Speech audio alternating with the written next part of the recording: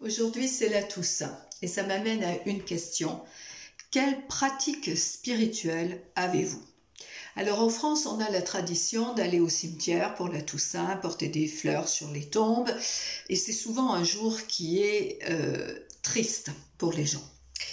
Eh bien, moi je vous invite à réfléchir autrement.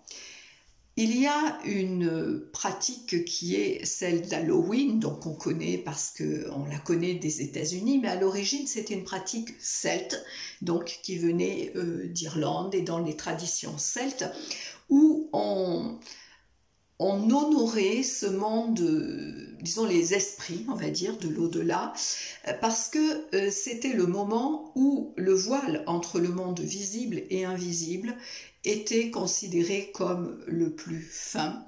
C'était aussi le moment pour célébrer l'été, le passage de l'été à l'hiver, donc là où on rentre dans cette obscurité, hein, puisque là effectivement les jours commencent vraiment à raccourcir. Donc il y avait ce contact-là. Aujourd'hui, on le connaît au niveau commercial, mais si on regarde ce qui se passe, c'est que c'est une période qui est considérée dans beaucoup de traditions comme ce moment pour être plus en contact avec l'invisible. Qu'est-ce que ça veut dire? On ne va pas aller faire les tables tournantes, on va pas, voilà, c'est pas du tout ça. Au Mexique, par exemple, vous avez El Día de los Muertos, qui se trouve effectivement, je crois que c'est à partir du 30 octobre, il y a 2-3 jours, où les gens vont faire la fête au cimetière. Ils s'assoient sur les tombes, ils apportent une nappe, ils mangent, ils ont des bougies, ils partagent avec leurs défunts. Et je trouve que c'est intéressant parce que, en fait, moi, ça m'amène à ce questionnement de la pratique spirituelle que nous pouvons avoir. Personnellement, depuis très longtemps, j'ai toujours senti ce jour du 31 octobre en particulier comme un jour spécial. Bon, j'ai effectivement des capacités à entrer en contact avec d'autres plans. Et voilà, j'ai toujours eu cette sensation, c'est un jour que j'aime beaucoup, que je sens vraiment d'une profondeur et d'un contact avec d'autres plans. Aujourd'hui, ce que je fais le 31, dans la nuit du 31 au 1er novembre, et cette année en plus je trouve que c'est intéressant parce que c'est au moment aussi où il y avait la nouvelle lune, eh bien je fais un autel à mes ancêtres. Voilà, je fais mon petit rituel particulier. Pourquoi est-ce que je fais ça?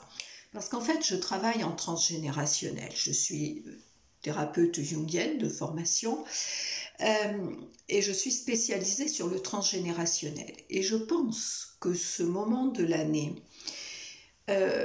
au-delà de tout le côté commercial qui peut y être attaché, eh bien, je pense que c'est aussi un bon moment pour pouvoir guérir les traumas transgénérationnels.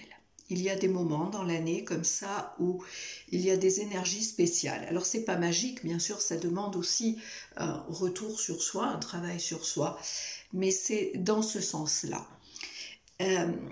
Donc je vous invite vraiment à réfléchir à ça et à voir peut-être là, on est le 1er novembre, vous pouvez aussi encore, voilà, demain c'est le jour des morts, donc il y a tout à fait ça, voir quel petit rituel spirituel, qu'est-ce qui peut vous parler, sous quelle forme, pour reconnecter avec vos ancêtres, mais pas dans la dimension simplement de départ, mais aussi dans toute la résilience, dans toutes les forces de ce que vous avez reçu.